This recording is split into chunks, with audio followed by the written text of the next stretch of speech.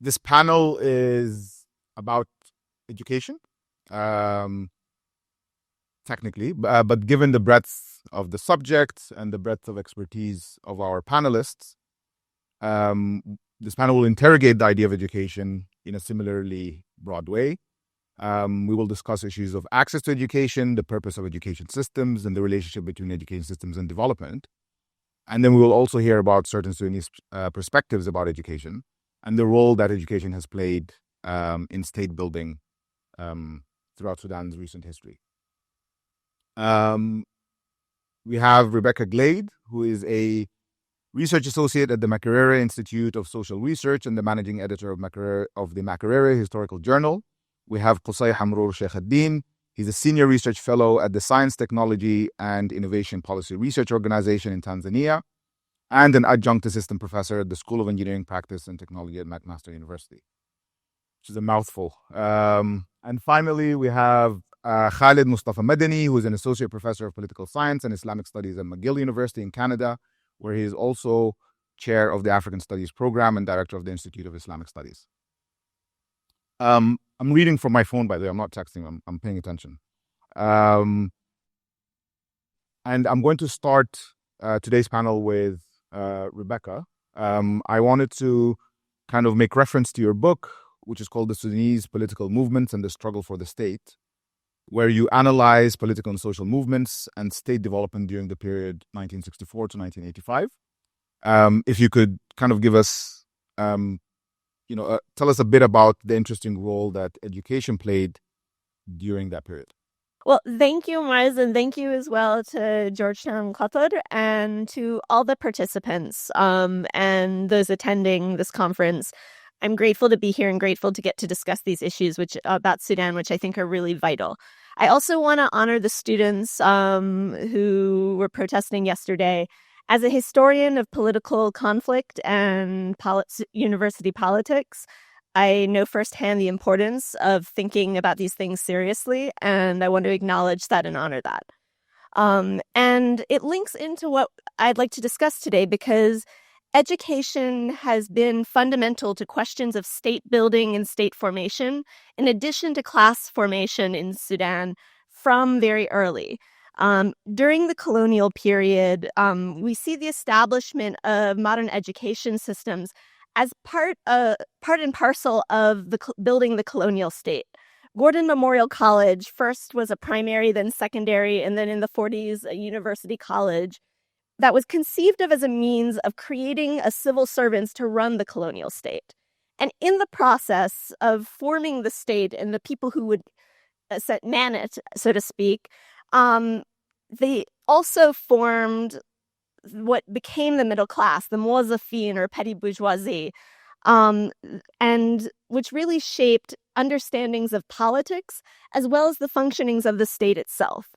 And after independence, this really defined who had access to the state and the power that came with it, and who didn't.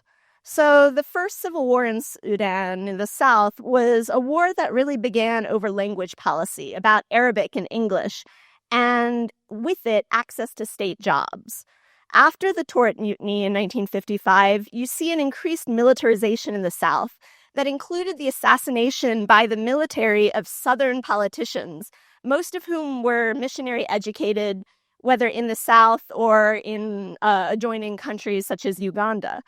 And this was also characterized by a rebel movement in Anyanya that was led by graduates of the education system. Joseph Lagu was a graduate of the War College. So these institutions of education really defined the politics of this, both in opposition as well as in the formation of the state.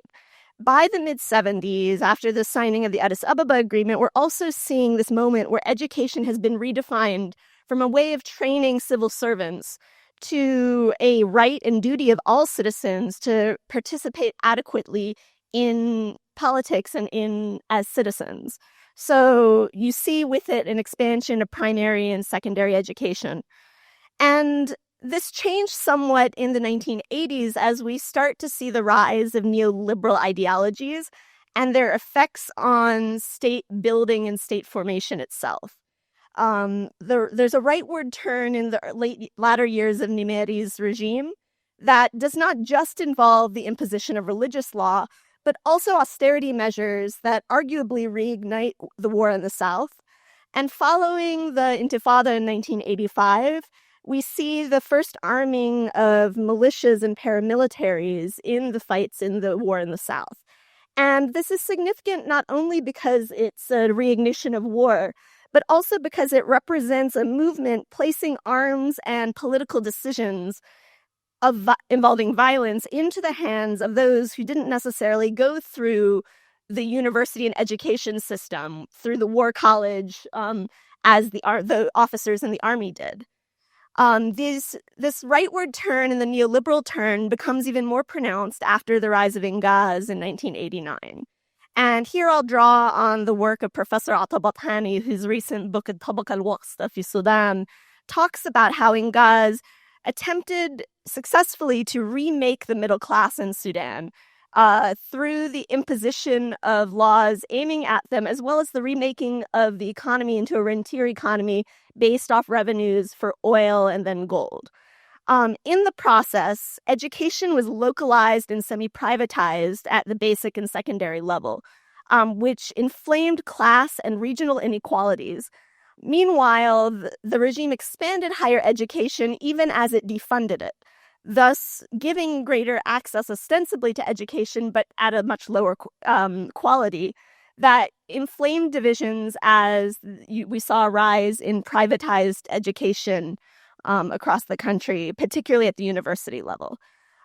This continued with the civil war in the south and the ignition of war in Darfur, with the war in Darfur explicitly linked in the peace agreements that were signed in the 2000s and 2010s with regards to education, which was acknowledged as a key site of inequality regionally, and documented as such in the Abuja and Doha peace agreements.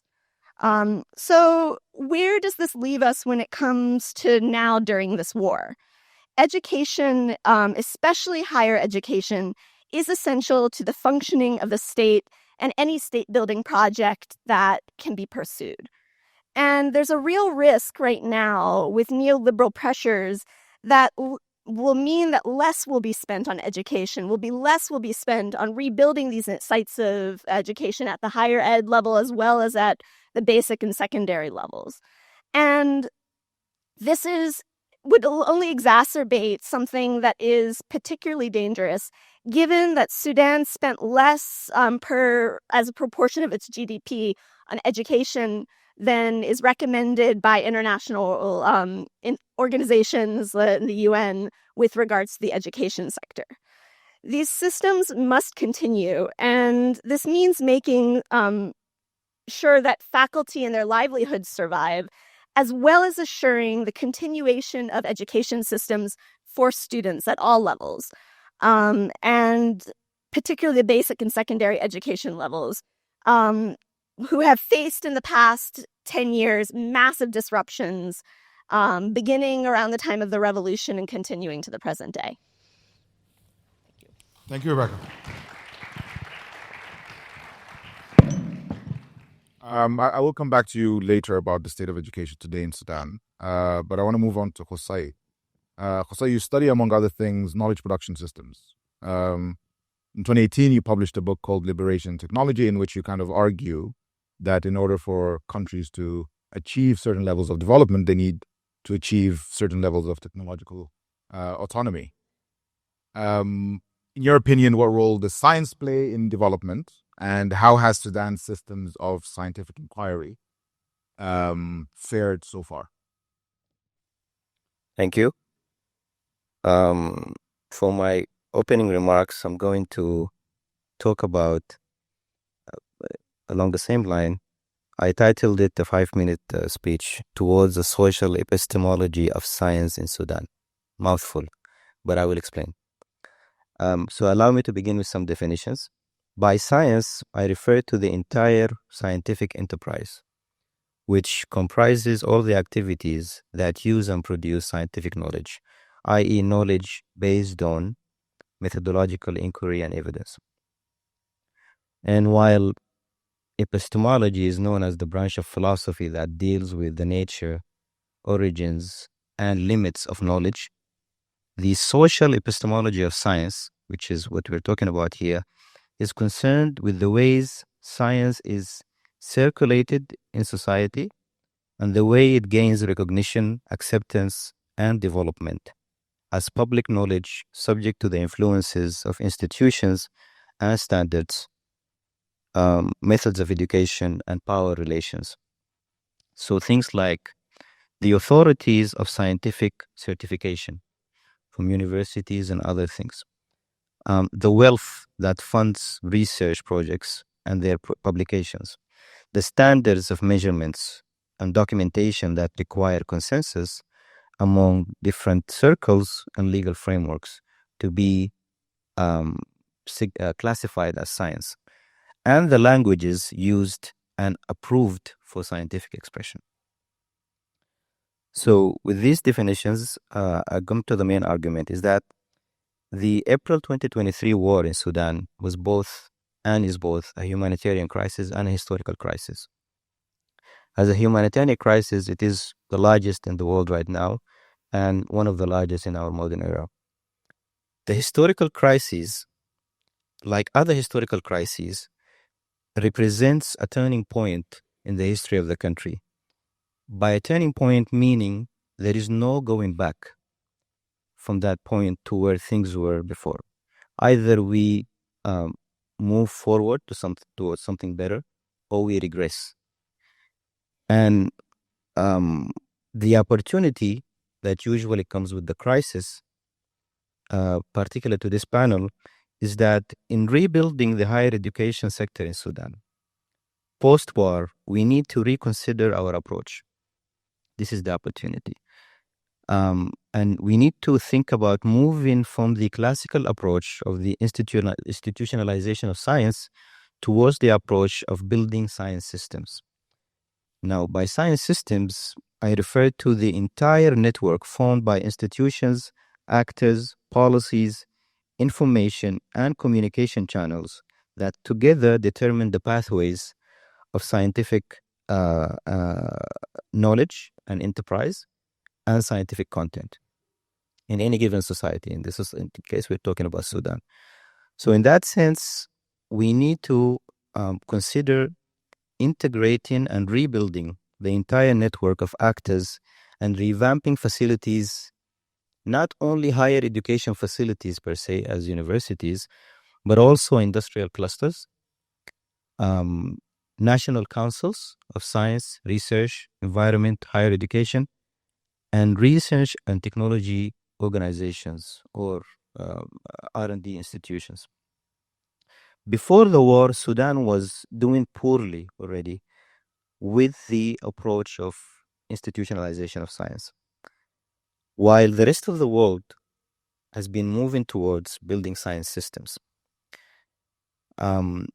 Post-war Sudan is an opportunity to not only catch up, whatever that is, but to reattune with the spirit of the age in terms of the flux of technoscience and how it engages modern societies and economies. The history of science overall moved over centuries from the era of conducting science and scholarship at the level of the individual scientist or scholar with their own labs or their own libraries to the era of scientific institutions and their resources and managed disciplines and accreditation, etc. This is the era where basically the university flourished as the institution that represents science in society. To the era of interdisciplinarity and collective products, that's the era of today, of network scientific communities. Also, this era has fields and has seen the emergence of fields such as complexity science, informatics, systems engineering, machine learning, industrial management, science communication, and other fields that are inherently founded upon multiple disciplines and require learning combined skills and working with various teams and perform various tasks to achieve objectives that are critical to modern societies, industries, states, markets. So in conclusion, for this opening remark is that in a world where advances in science and technology are accelerating at exponential rate beyond any previous point in history, Sudan needs to enhance its social epistemology of science. We should think beyond rebuilding old institutions and think about transforming them. Thank you.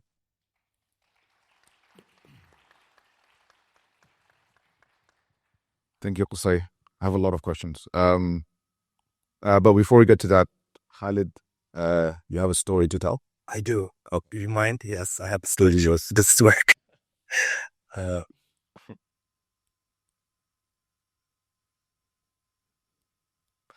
First of all, I wanted to, I feel a little bit out of place. I didn't bring my jalabiya with me from Canada, so I really, so I apologize. I wanted to thank the organizers. Thank you for the introduction. The thing that you missed from the introduction is that I'm a very proud alumni of Georgetown University from the Center of Contemporary Arab Studies. Thank you very much. Yes. I'm devoted to it, committed to it. We can talk about that for another conference.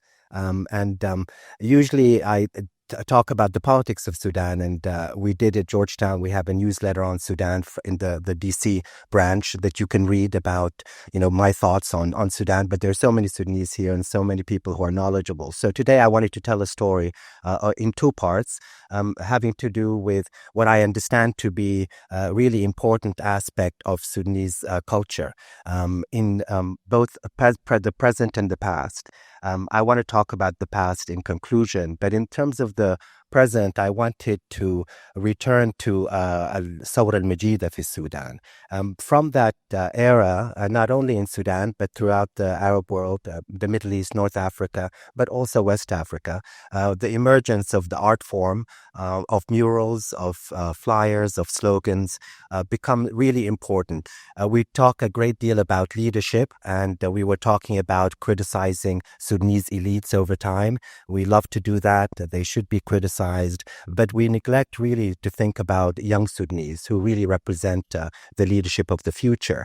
I've done work with Sudanese young people, not only in Sudan, but with young people in Egypt and Morocco and other places. And I think it's really important to emphasize that. So the first part of the story really is about what young people did during that revolution and what we call in political science, my discipline, the soft form of leadership. And that very much had to do with trying to address one of the central problems of our country and our society that was talked about yesterday at length. And that has to do, of course, with our divisions, ethnic divisions, regional divisions, class divisions. And I always return to the art form of the murals and the flyers and the posters during that period of the revolution, the work that was put in. I began doing research with young Sudanese in, believe it or not, 2010, 2011. There's a reason for that. The continuous work, the insistence on trying to bridge the gap, the racial, the ethnic, the regional gap through art, adab al-thawra. And when I would ask why that was the case and why they used this kind of art form, the answer was similar, not only in Sudan, but in other Arab-speaking countries as well. And that was to make it accessible and to draw young people, not only in opposition, but even from the regime itself at the time, to really have some kind of bridge between Sudanese. And of course, that becomes a central reason for the success. That contribution, that legacy of youth leadership, what we call framing the message and the messaging, is something that I think emerged from that period.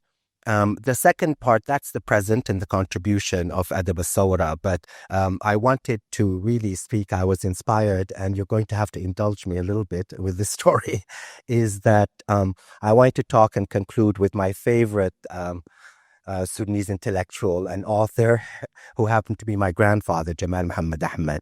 And the reason I wanted to do that is that there's a collection of works that just came out from the Africa Institute in Sharjah. When I joined the Facebook group, Sudanese criticized me for having the audacity to claim him as my grandfather because he belongs to all of Sudan.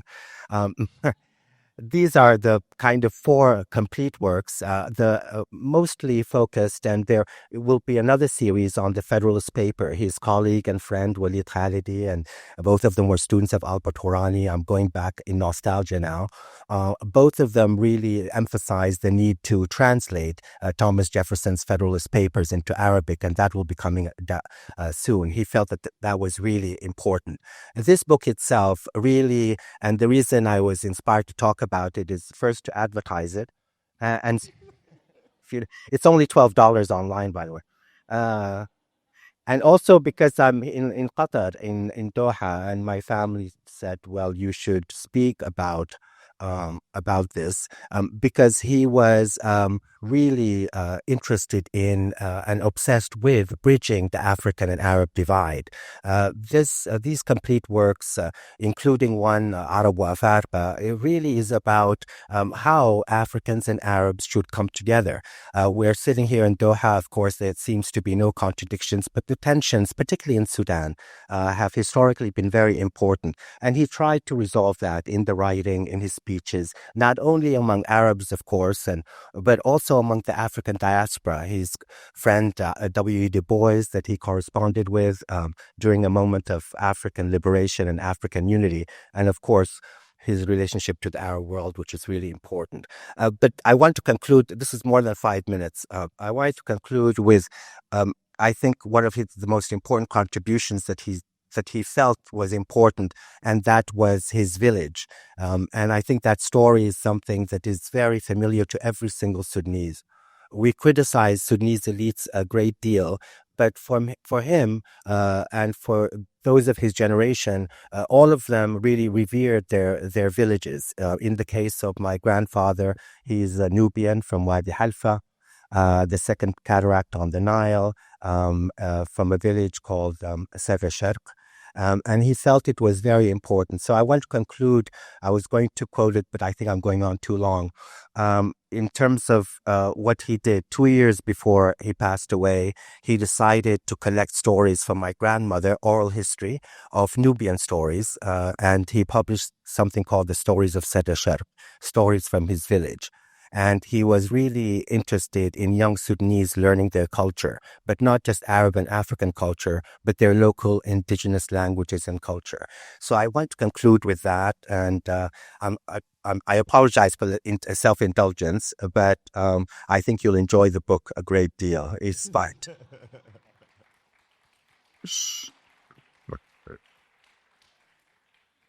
Okay, so after that commercial break, we're back.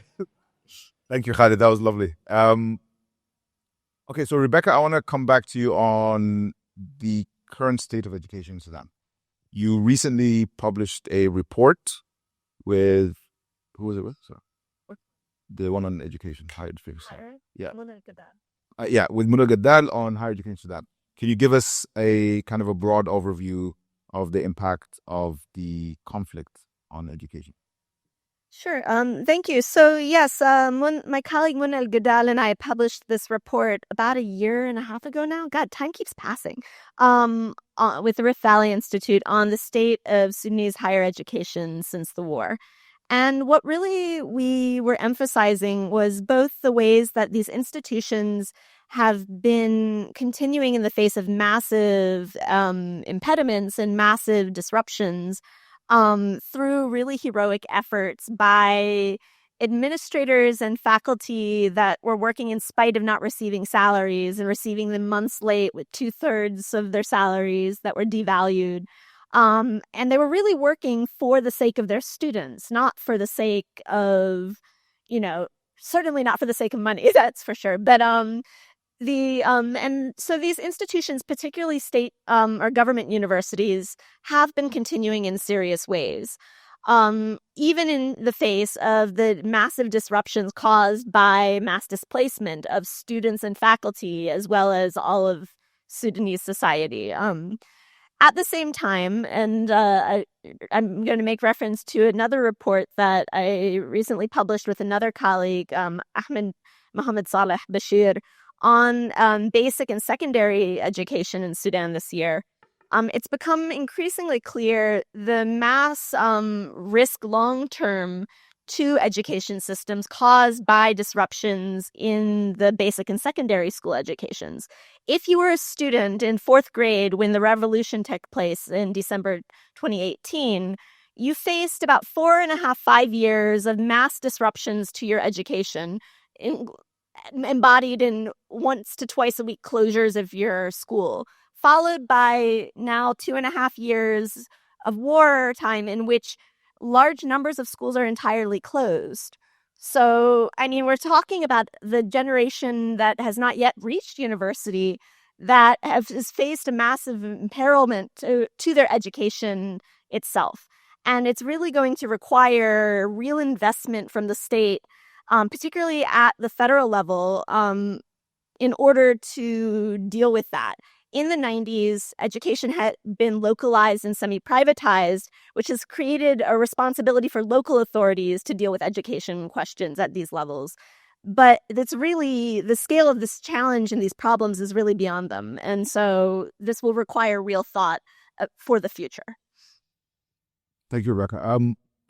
So, I mean, this is a good segue because on the issue of investments, Gussai, you said that there needs to be serious investment in science systems in Sudan, right? And the institutionalization of science. So I'm going to ask you, I'm going to challenge you a bit, okay? So you might not use the second page of your opening remarks. But my question is this a priority? So given that Sudan, should the war end at some point in the near future, with planning for post-conflict reconstruction, right? On your priority list, if you were the government, where would, building science systems fit, right? And I want to make reference to specifically some of the stuff that Hajun Chang writes about, who is very critical of, neoclassical economics in the way it frames the idea of innovation as a driver of economic growth, and how the most important aspect of developed societies is that they protect intellectual property, right? And he said that if a poor country wants to protect intellectual property, it has to invest in intellectual property courts, it has to invest in intellectual property lawyers, it has to invest in intellectual property judges. And given that you have, more urgent needs like health, education, food, how, is it a priority to invest in establishing science systems? Okay. I'm going to start with a nod to what Dr. Khalid was speaking about, the book. I don't get any commission on this. But it is important to mention that, Dr. Jamal Muhammad Ahmad is one of the pioneers, really, in Sudan's history on many aspects. And I use a lot of his work in my work. And I think it's this accomplishment that, now we have a book that can actually contain a lot of his work is important. I have been, of course, in communication with the editors while they were working on this, and I just want to give that note. It's an important book. I'm looking forward to my copy of it. The money right. Now, regarding I'm going to start, Muez, with Hajun Chang, because Hajun Chang is also one of my favorite economists of our times. And the interesting thing about talking about investing in science is that, in my opinion, it has been hijacked for a long time to the notion of innovation, that innovation equals science. And then when we mention that, then we talk about, intellectual property and things like that. It's basically going to the frontier and coming up with new things that might not necessarily have a direct application yet, but it is for the advancement of science and technology in the large picture, and then things will get better. And so when you frame it that way, it becomes not a priority. But I am talking about science and technology and building science systems not for innovation, but for industrialization. And industrialization is a different thing. Industrial development is critical from the get-go to rebuilding any country in a path of development that is sustainable, that is autonomous, and that is engaging of the productive forces of the country, of the people. And Hajun Chang would agree with me on that. So I am not talking about innovation, I'm talking about industrialization. And in doing that, if you want to have industrial development in Sudan, you need to prioritize having the structure that gives you the know-how, the knowledge base that makes productivity possible at a scale that fulfills the development aspirations of the people. Thank you very much.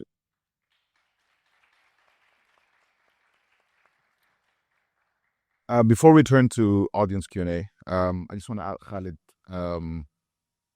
is there a website we can buy the not Japu? On the question of elites, you mentioned that they get a lot of criticism, but is historically in Sudan, has their role always been negative?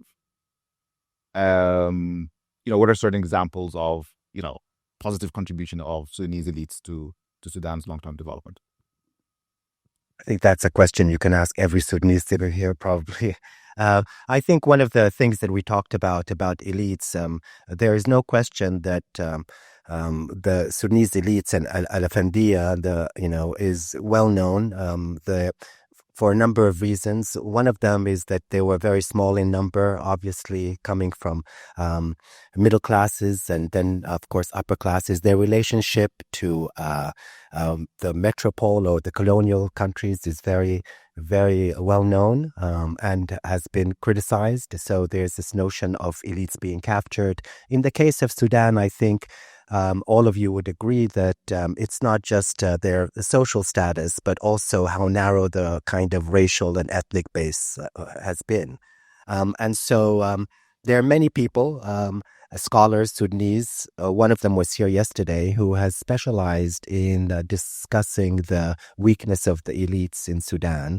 And I think that is something that we can say for all elites of that era in all of many African countries and Arab countries in the global South. But the question that you're asking, I think, is a really interesting one. What can we uncover from that period of elites?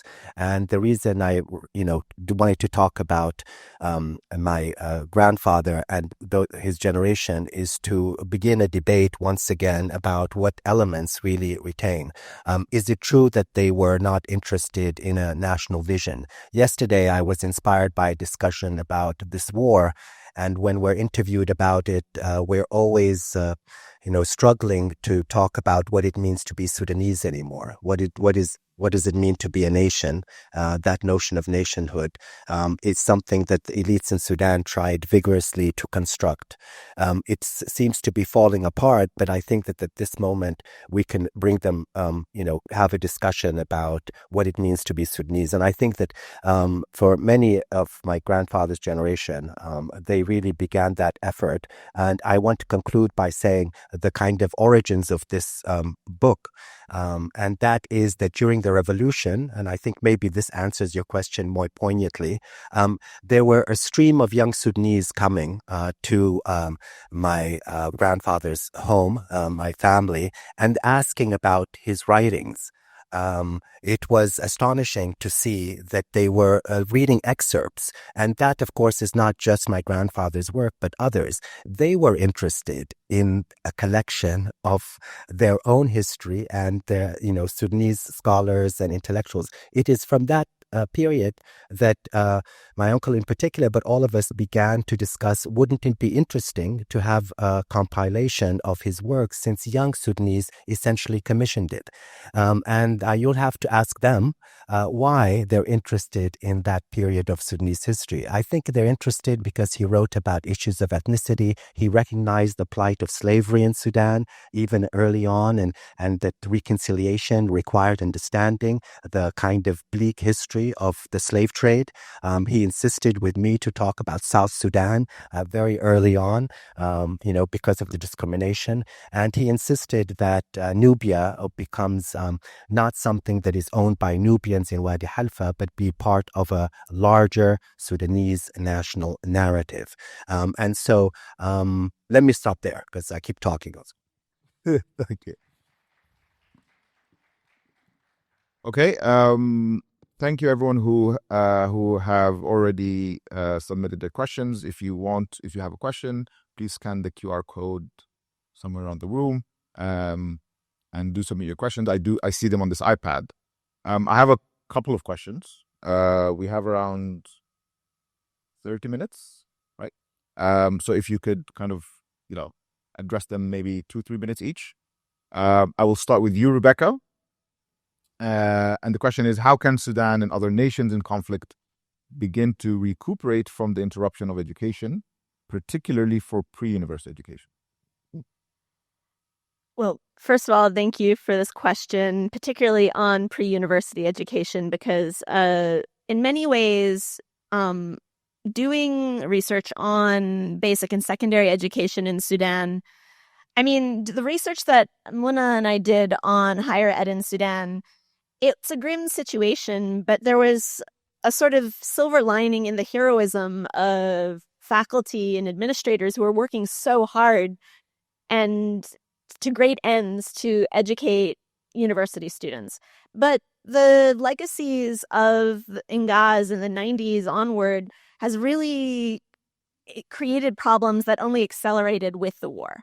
So in the 1990s, education was brought under the mandate structurally for basic education of the mandate of the locality with the budget of the locality, and then the secondary education at the level of the state. This meant that all revenue that would go and all funding for the education in a given locality for basic education came from taxes in that locality, which created some pretty dramatic differences between some states and some localities in some states where, there was enough tax base, there was adequate funding, and schools were fairly strong. Meanwhile, particularly in the 90s, in the middle of the Civil War, localities that were facing conflict, local government spent its budget fighting a war, and meaning that students and young people in those localities had basically no access to education. So these sort of inequalities have continued over time, over 30 years. It involved school fees that were necessary even at government schools in order to access education, to sit for exams. And so when we see then the outbreak of this particular war, we see the ways that an already weak system has been impacted in serious ways. And it's my view that in order to recuperate, it's not enough. I mean, there are a lot of grassroots efforts. Parent-teacher associations across Sudan have been incredibly important at the grassroots level to deal with education and to address these issues. But there's a structural need to invest in education across the country to assure equitable access. And that can only really be done at the state, meaning the central state level, with adequate political will. And so, I mean, I think that the grassroots efforts are part of the story and will be very necessary. But in addition, real pressure and discussion and demand from Sudanese society to make this a priority for rebuilding when this war ends will be really critical. Thank you. Okay, I'm going to ask you one more question, Rebecca. I'm really sorry. But this is related because you mentioned the parent-teacher associations and kind of community efforts in getting education back on its back on track. So the question is, given the reality of the war, can we think about rebuilding education, industrialization, and general development in Sudan, not starting with the assumption of a strong central statewide government? I mean, I think that that's a really key question. And the reality is that, I mean, the state has failed citizens in Sudan for a very long time. So that's not worth applauding for. Please don't applaud for that. But, I mean, the reality is that this is particularly a scene where the central state has failed in serious ways. On the ground, we already see grassroots efforts that have assumed that the state will fail citizens. I mean, that's what, in many ways, the emergency rooms are. They're providing for civilians in the midst of a war in which civilians are not the priority of any armed party. Similarly, parent-teacher associations in different communities have worked valiantly over the course and in the face of conflicts over the past 30 years to assure education for the children in their communities. And that's important, and that will be a starting point no matter what. In my view, that needs to be complemented by pressure on the state to do better. I don't think that while we cannot assume, we can assume that the state will likely continue to fail. But if we normalize that failure, then what we're doing is yielding ground for an ideal, which is that all children deserve access to education, that all young people deserve access to education, and they deserve access to it at a high level. And without normalizing the failure, then entrenches inequalities that I don't think any of us want to see in Sudan. And so I think on the ground, promoting and continuing to work with grassroots efforts is essential, but also doing so in a way that acknowledges that we don't want to normalize the current situation. Okay. I'm sorry, but I'm going to ask Khalid a question that is not on here, because Rebecca mentioned grassroots, and you've been studying them for a while. Have you seen any shift in the way grassroots movements understand the Sudanese state that is different from, the generation that came before them? So is there this new kind of arena for learning and education that is not within the traditional institutions that has come up with the recent developments in civil society? I think that the shift in terms of grassroots mobilization in a political sense has very much to do with the authoritarian legacies of Sudan and also other parts of the region.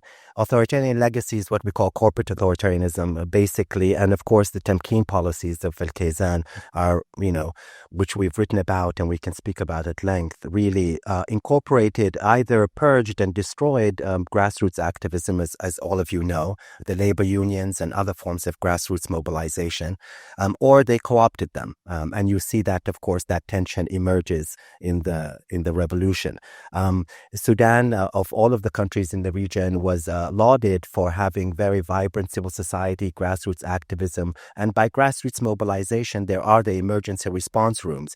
But really, what is very important, and I'm so glad Rebecca's talking about the wages and problems of neoliberalism and the disillusionment of the state, but I think it's also important to recall that Sudan has and continues to have a long history of political party mobilization, of civil society organizations, of trade unions, and all of that combined is very important. What changed prior to that revolution and the fall of that particular regime of Omar Bashir was really, when I began to do research in 2011, the emergence of what came to be known the Sudanese Professional Association, the parallel unions, the parallel organizations. And what was ingenious about it, and that was something that was, replicated in other parts of the region, is that you begin to encourage two different things. One of them is parallel unions and organizations. These are vertical organizations like the Sudan Professional Association. And at the same time, you cultivated the very ethic of volunteerism. I did that work also in Egypt. And that ethic that underlies grassroots mobilization, like the emergency response room, was another effort. I mean, it really was the underpinning of the grassroots mobilization we see today. But in order to understand the changes over time, you have to understand the legacies of authoritarianism in Sudan. And that's why Sudanese grassroots mobilization begin to look differently. I don't want to start Sudanese history with 1989, but you have to start somewhere. And I think it's a good start to look very carefully at the pillars of Temkin and their objectives, their strategies. I think all of you are familiar with that. And the consequences of that was a new form of mobilization, a new form of grassroots mobilization one that begins to compete with the traditional political parties, hence the weakness of the traditional political parties.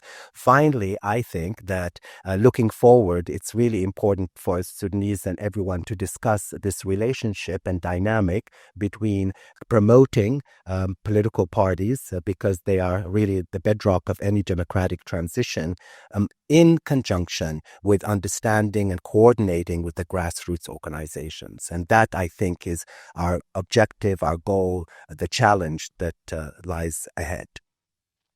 Thank you. Yeah, wonderful. Thank you. Gussai, you expressed the necessity to rebuild new facilities, national councils, higher education facilities, and research and technology institutions. How do you suggest that we build and transform educational institutions? And is it possible to develop an ethical framework for advancing technology to avoid the pitfalls of more developed countries? Okay. Yeah, when I'm talking about rebuilding, I'm less focused on facilities themselves. I mean, there are many structures, buildings that exist, and they can be renovated and brought back to life.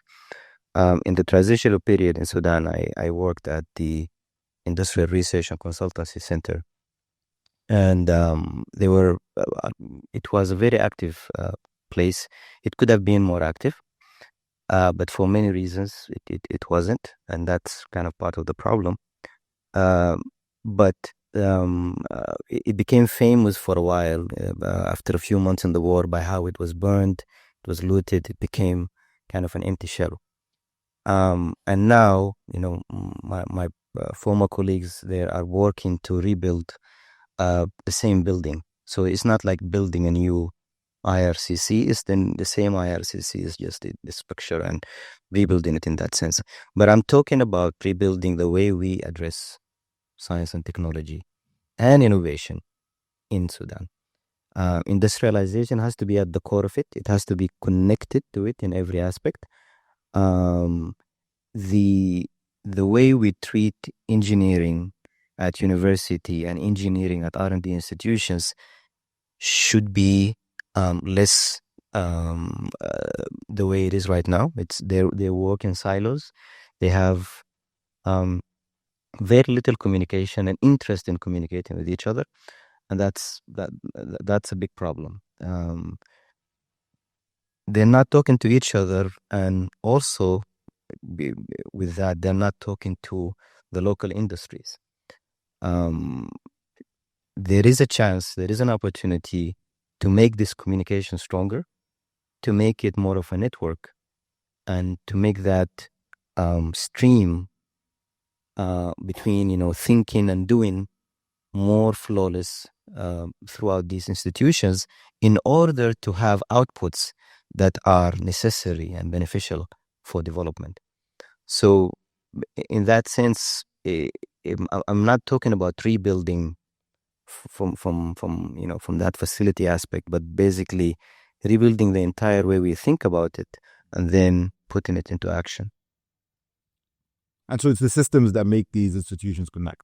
Yes, that's what the system is here. The connection more than just the individual. Okay. I have a follow-up question, and that is, what about the emerging techno-feudal outcomes on show in societies that have embraced science systems, which is the dominance of technology companies, basically? In a ground zero Sudan, why aspire to the type of tech society that is making working people obsolete? Is this a question from an undergrad? No? Someone's going to look for a job soon? Oh, I see. Okay. Yeah. There are many tech societies. I mean, if you're talking about, are you talking about the US tech society? Because that's a very different model from the China tech society.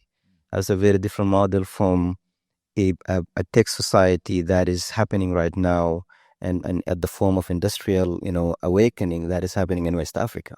So, if we are going to, I don't think we are basically to argue that what technology means for our modern day. As a famous quote by an author said that technology has built the house in which we all live.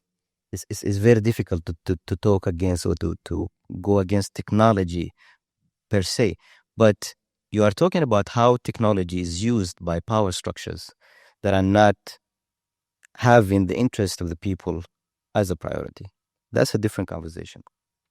But in order to oppose that, in order to go against that, in order to have a stand to change that, you need to have a hold.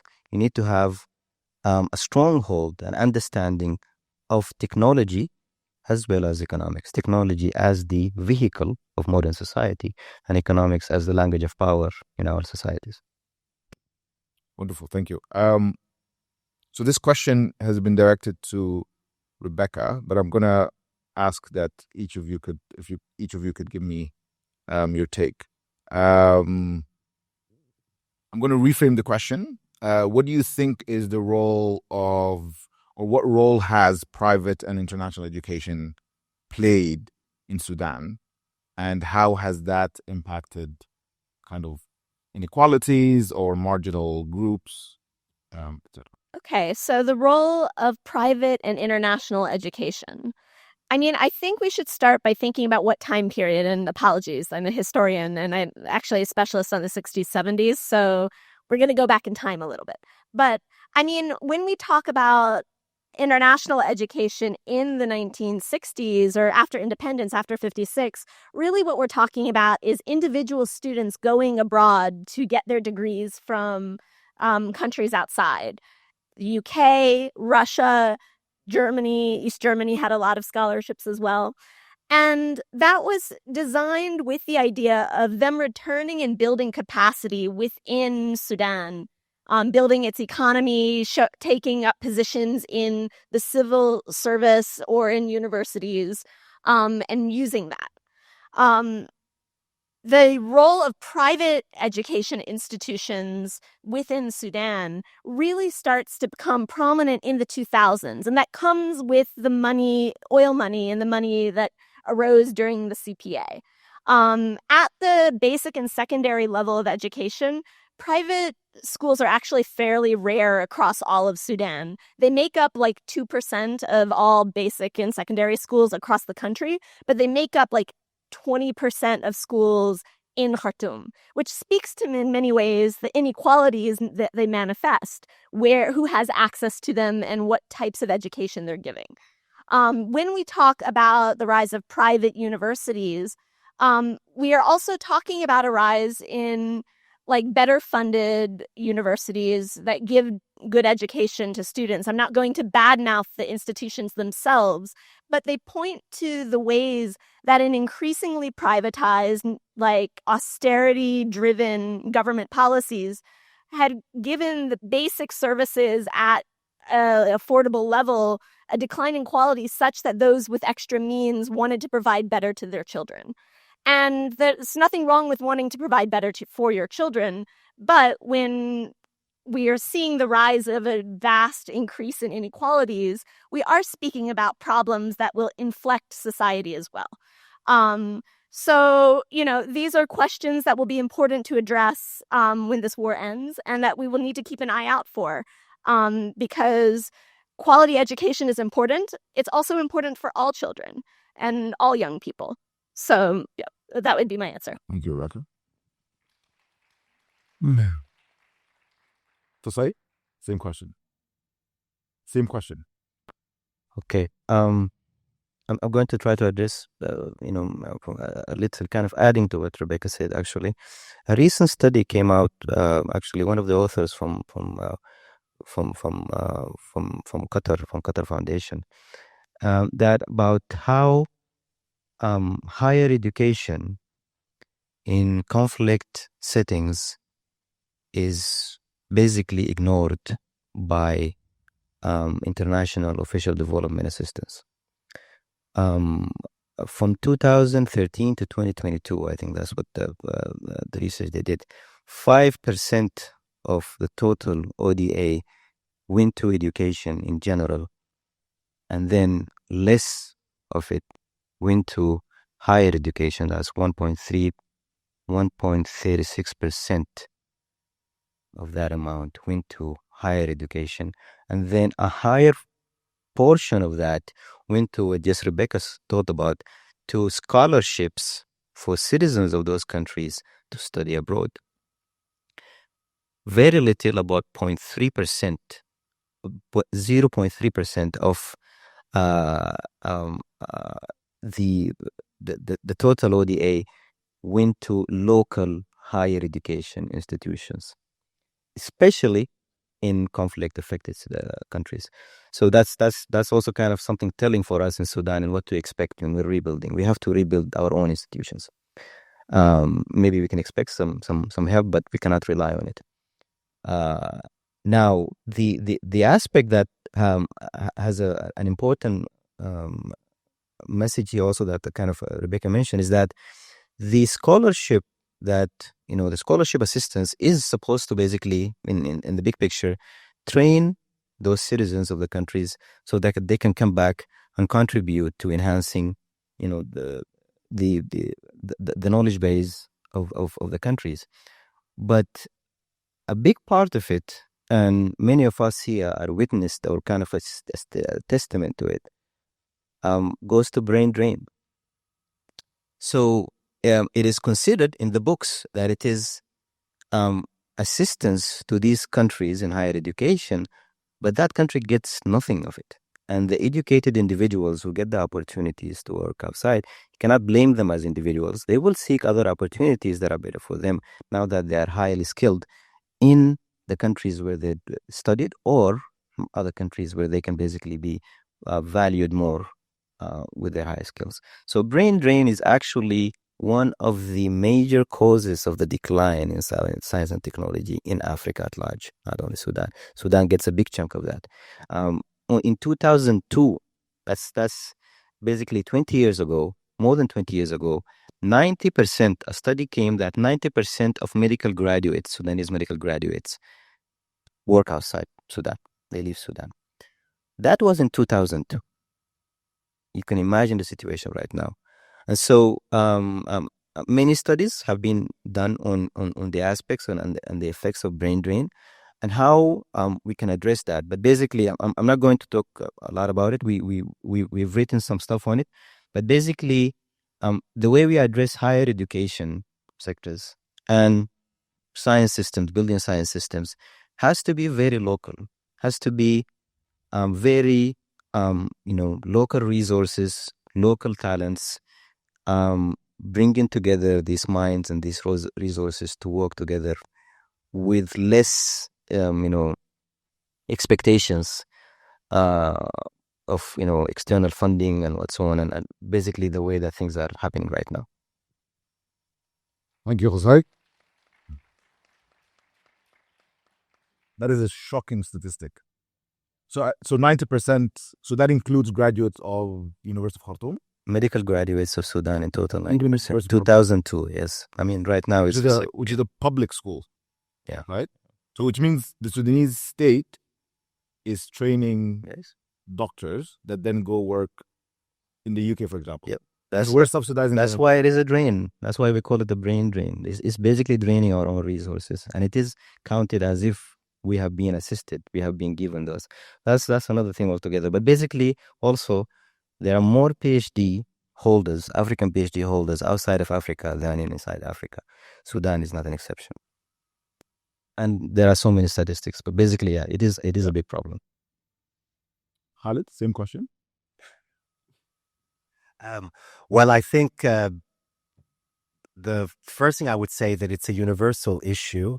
Those of us who've been teaching in other universities outside of Sudan are dealing with the privatization of the university.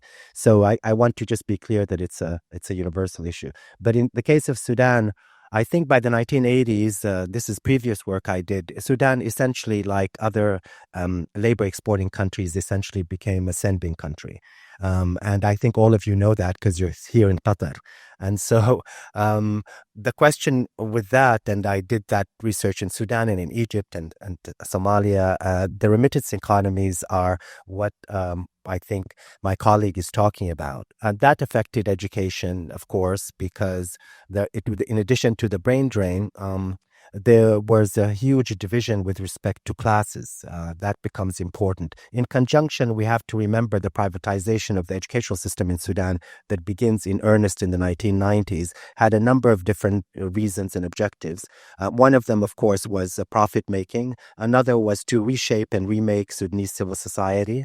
And that actually was a concerted policy of the regime at the time, which is very important. But I want to just emphasize the remittance aspect of the brain drain. There are different countries who deal with remittance inflows much more successfully than Sudan has historically. And they can use it, as in the case, let's say, of Somaliland, that we don't speak too much about, where Somalis actually send remittances in ways that develop educational institutions. For us, the Sudanese diaspora, and we can have a debate about it, has historically really invested in consumption and in families. But we have not really used remittances, which are the most important sources of foreign exchange in Sudan, in order to develop educational institutions and other kind of institutions that would be sustainable. So in addition to we have to accept that brain drain exists in Sudan. It begins as early as the 1980s, and we have to start devising ways for Sudanese in the diaspora to start organizing their own wealth abroad in order to build institutions locally in Sudan. And some countries have done that very successfully. We haven't done that in Sudan. That's where I could Thank you very much.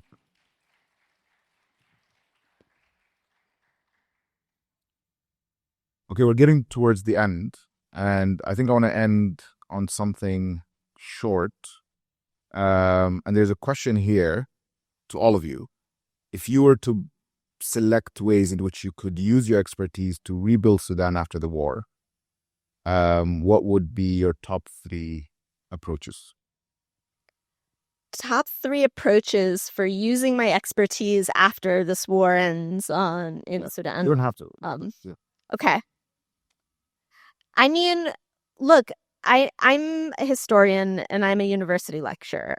My first thing I'm going to do is not a policy-related one. I want to go back and I want to teach students at university in Sudan. Like that would be my top one, honestly. But I think that expanding on that, I think that when this war ends, there will be a need to rebuild these institutions, and that will involve a commitment to pedagogy and a commitment to not just at the university level, but also bridge programs so that those students who are in secondary school, and which is going to be a much smaller number and whose education has suffered greatly over the past years, are going to need greater skill building than students from before. And so I think thinking about that creatively at the university level, ways that faculty will be able to support these young people as they enter university, will be one of the things. It will be subtle work. It's not going to show, and it may not be discussed at the national level in sort of public spheres in big ways, but I think it's something that all pedagogues and lecturers are going to need to think about in a serious way. And I think that for me will be a priority that I will want to be involved with at that point. I don't have 2 others. That's just where I'm going to say. That's right. Thank you.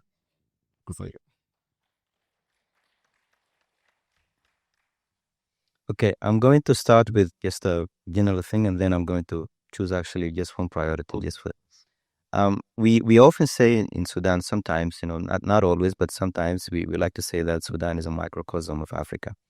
I'm going to mention a few statistics that really make Sudan a microcosm of Africa in regards to these statistics. So Africa is the youngest continent in the world. 2/3 of the population are between the ages of 14 to 25. And that is also the third of the entire planet's young population. So we are a young continent, and while many other regions around the world are actually facing increasingly aging population, which is a big problem in many aspects, economically and other aspects, we have 60% of arable land not yet used in the continent, 30% of useful minerals in the continent. Sudan is a microcosm of Africa in all of these statistics. Another statistic is that financial-wise, we are not as poor as usually made to think we are. And a recent study that was endorsed by UNCTAD, that's United Nations Trade and Development, that between 1970 and 2018, the financial outflows from the continent amount to $2.4 trillion, and that is threefolds the net debt that the continent has. So ironically, Africa is a net creditor to the world. With all these, with all this understanding, with all these facts that we have, why are we facing these challenges the way we are facing them? It's the same question for Africa, same question for Sudan.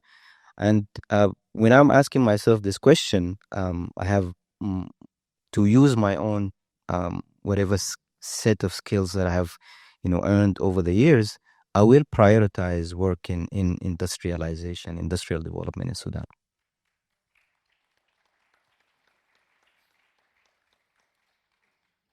Thank you, Khalid.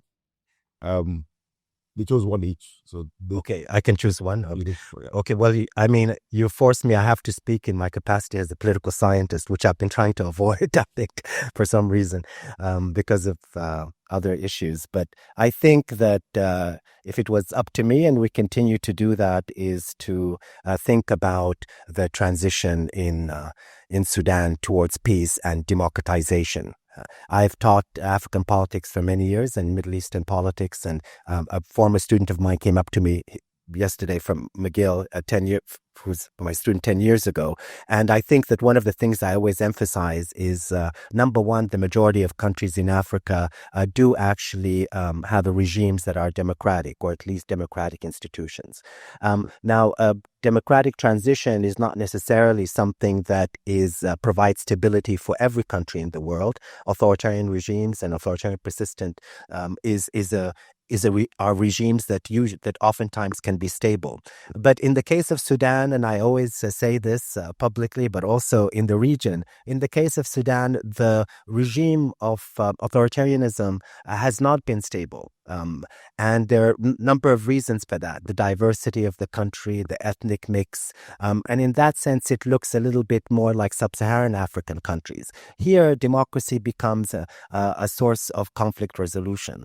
And I don't think in Sudan we have really understood, number one, I always try to emphasize from my expertise that wars end, because I'm often asked, is there hope for Sudan? And and the answer is always, well, there was hope for Liberia, hope for Sierra Leone, hope for Rwanda, all of the students who I've taught over the years. And certainly we know how wars end, actually, and we know successful examples of peace building. And we also know what it takes to have the building blocks of a democratic transition. All of that is available. It is not secret science, but we also have to have a commitment and understand that for Sudan, for a variety of historical, cultural reasons, a transition to a form of political openness, power sharing, and democracy is for Sudan a source of stability. Regimes of other types have proven not to be stable. And I think that to emphasize that finally is to do what Sudanese are doing now, not wait till they return to Sudan, those abroad, and to build that, and we're all doing this, to, just like in this conference, build strong networks of civil society organizations.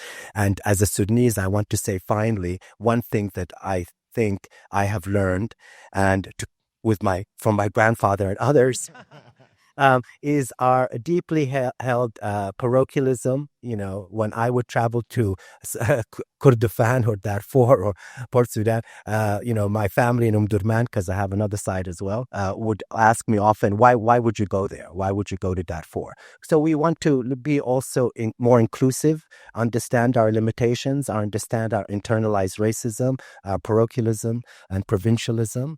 And this is why I wanted to, talk about the bridging of our different African and Arab identities, which I think is a challenge, but also ultimately for us in Sudan, it has always been our greatest asset, actually, to be able to be African and to be Arab, and that I think it can be a very, very great asset. We haven't really utilized it. But I can't stop talking. Khalid. Okay, I've been told that we, just before I give my closing remarks, that once this session ends, which is in about a minute, that we will have a brief coffee break outside. So once this session ends, you can have some coffee and then come back at 1:45. And just before I end this session, I want to tell you about about somebody that I met recently. She's a master's student at Doha Institute. And she's also, I think she's doing a master's in public policy, and she's also a full-time lecturer at the University of Khartoum, in their institute, their environmental institute, like full-time lecturer.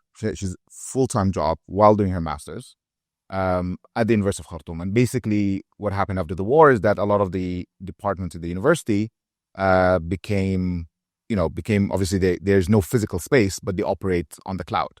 And she was telling me that one interesting thing was that now they have a really strong IT system. Right before University of Khartoum, it was terrible. If you meet someone from University of Khartoum, even senior professors, associate professors, when you ask for their contact, they'll always give you a Gmail account or a Yahoo account, or right. But now she's like, our at @ufk.edu emails are, they're amazing. So the university adapted, and they have full-time students. I spoke to her a couple of months ago. They recently have a cohort that's graduating. They're accepting new students, and she lives in Doha. The head of department lives in Egypt. Another kind of colleague lives in Port Sudan. And this was shocking to me. I don't know about you guys, but this is insane. I felt useless, to be honest. But I think the most impressive thing was that, these institutions they're adapting, and they feel like they have a responsibility, not to just have a job and have something to do, but also that, there are people. So, if some of these students don't graduate, they don't get jobs, right? So these guys are trying to, get people to move on with their life. So in some cases, it's not about achieving, long-term industrial development. It's not about becoming a professor or becoming a successful entrepreneur. It's about just finding a job, right? Finding and so, yeah, I thought that was an incredible, she was an incredible person that, doing whatever she was doing. But, it's kind of, a lot of institutions are doing that in Sudan. But yeah, so, thank you so much for giving us your time today. Thank you to our wonderful panelists, Khalid, Gussai, and Rebecca.